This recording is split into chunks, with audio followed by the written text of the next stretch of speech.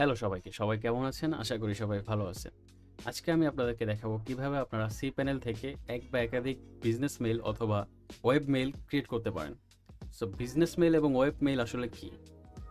আমরা যে domain name ক্রয় করে থাকি আমাদের বিজনেস পারপাসে, যেমন এখানে দেখতে পাচ্ছেন আমাদের যে ডোমেইন নেমটি আছে সেটি হচ্ছে digizonpro.shop। এটি কিন্তু আমাদের ডোমেইন নেম। অর্থাৎ আমরা চাইলে এই ডোমেইন নেমের আন্ডারে 10টি ওয়েব মেইল অথবা বিজনেস মেইল ক্রিয়েট করতে পারবো। ওয়েব মেইল আপনার ব্যবসার ক্ষেত্রে খুবই গুরুত্বপূর্ণ একটি মেইল। সো চলুন কিভাবে ওয়েব মেইল বা বিজনেস মেইল তৈরি করা যায় সেটি আপনাদেরকে দেখানো যাক। প্রথমে আপনাদের cPanel লগ ইন করে নেবেন আপনাদের হোস্টিং সার্ভার থেকে। তারপর এখানে নিচে দেখতে পাচ্ছেন ইমেল অ্যাকাউন্ট।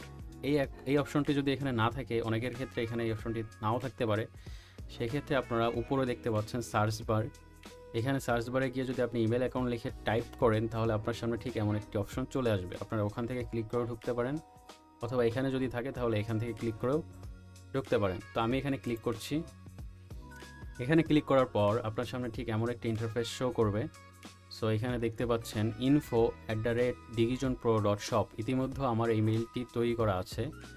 সো এখানে আমি একটি মেইলই তৈরি করেছি এবং উপরে যদি একটু দেখেন এখানে দেখা যাচ্ছে 9 অ্যাভেলেবেল এবং 1 ইউজ, অর্থাৎ আমি 9টা মেইল এখনও এখান থেকে ক্রিয়েট করতে পারবো এবং একটা মেইল আমি ক্রিয়েট করেছি সেটা এখানে দেখাচ্ছে। বিজনেস মেইল বা ওয়েব মেইল তৈরি করার জন্য এখানে দেখতে পাচ্ছেন ক্রিয়েট আইকন। এই ক্রিয়েট আইকনে ক্লিক করবেন। ক্রিয়েট আইকনে ক্লিক করার পর ঠিক এমন একটি ইন্টারফেস শো করবে। এখানে ইউজার নেম দিতে বলছে। সো আমি এখানে একটি ইউজার নেম দিচ্ছি। ওকে, সো আমি এখানে আমার ইউজার নেম দিলাম support@digizon। এখন এখানে পাসওয়ার্ড সেট করতে বলছে। একটি স্ট্রং পাসওয়ার্ড সেট করবেন অবশ্যই।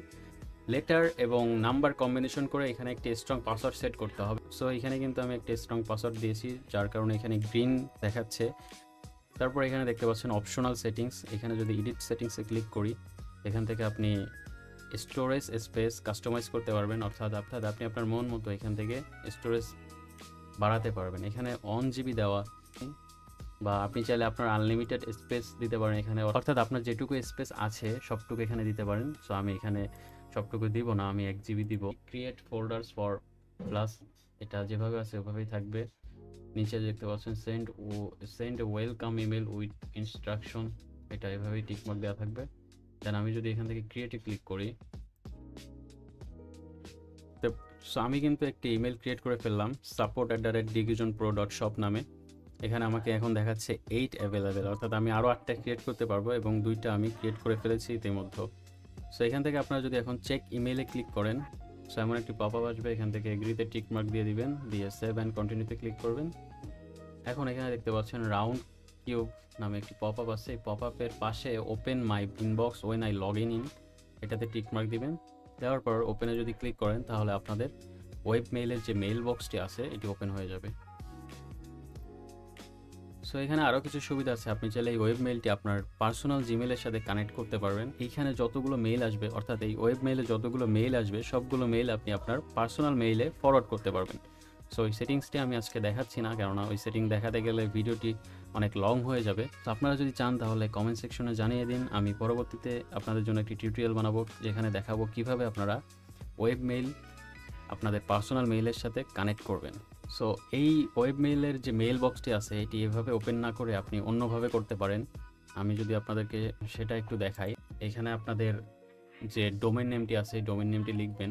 যেমন আমাদের ডোমেইন নেম হচ্ছে digizonpro.shop। digizonpro.shop ডোমেইন নেমটি লেখার পর আপনারা এখানে ক্লোন দিবেন। ক্লোন দেওয়ার পর আপনারা 2096 দিবেন। 2096 দিয়ে যদি ইন্টার প্রেস করেন তাহলে আপনাদের সামনে ওয়েব মেইলের যে মেইল বক্সটি আছে সেটি ওপেন হবে।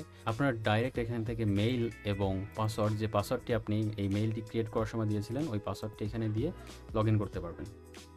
সো আমি পাসওয়ার্ডটি এখানে দিচ্ছি।